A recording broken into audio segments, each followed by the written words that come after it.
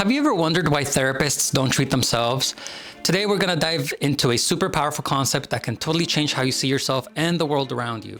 It's called second order observation, and I'm going to break down the 3 most important ways you can use it to level up your personal growth, relationships, and social skills.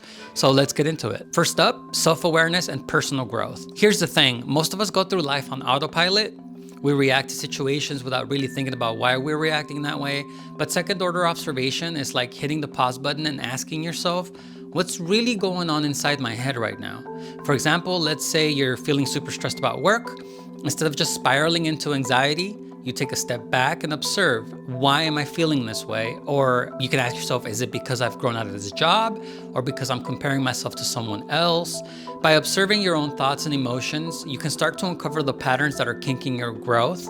Those patterns, by the way, are called habits. And if you have bad habits destroying your opportunities, you're gonna wanna know about it so you can change them and make more intentional decisions. As a matter of fact, a study published in Perspectives on Psychological Science found that self-awareness and metacognition, which means thinking about your thinking, significantly reduce anxiety and help people make better decisions. Another study from Emotion suggests that self-distancing, viewing your thoughts from an outside perspective, reduces emotional distress and improves problem-solving abilities. So take a step back and think about what the problem is and whether it's as big a deal as it seems.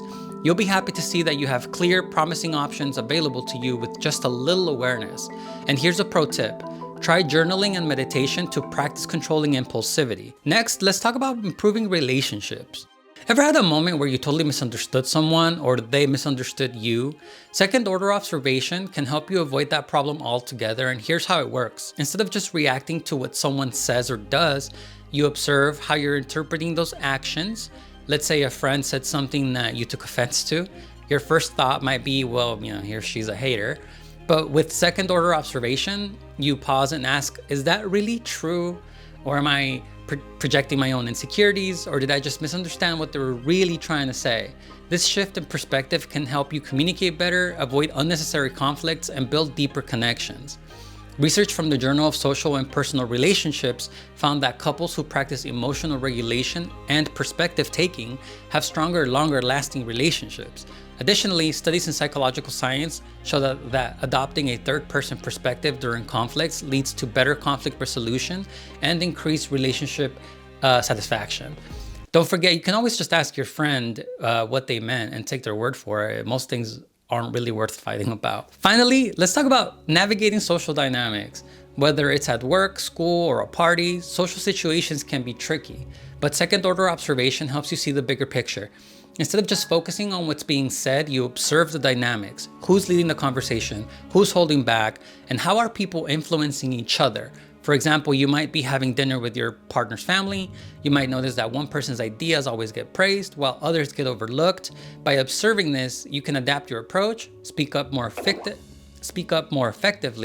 or even help others feel heard. Understanding the dynamics like this can communicate to others that you're an intelligent, confident, and competent person. As a matter of fact, a study from Harvard Business Review highlights that understanding nonverbal cues and social influence makes people more persuasive and improves their networking skills. While a study in the Journal of Personality and Social Psychology found that people who are socially aware of group dynamics are more likely to emerge as leaders. And honestly, what father or mother-in-law doesn't appreciate a son-in-law that is sharp, confident, and charming?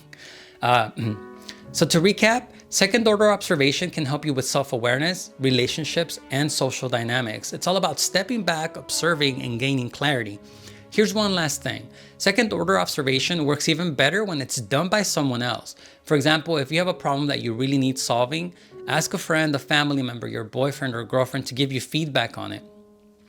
Because nothing beats feedback from someone watching from afar. That's why therapists can't treat themselves.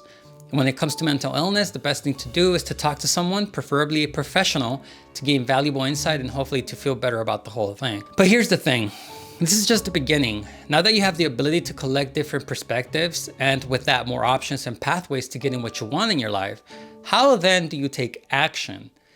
Easy, just watch my next video on how to turn self-awareness into action and results. So click the video on the screen or the link in the description to watch it right now. And if you found this video helpful, don't forget to give it a thumbs up, subscribe, and hit that notification bell so you never miss a tip. Thanks for watching, and I'll see you on the next one.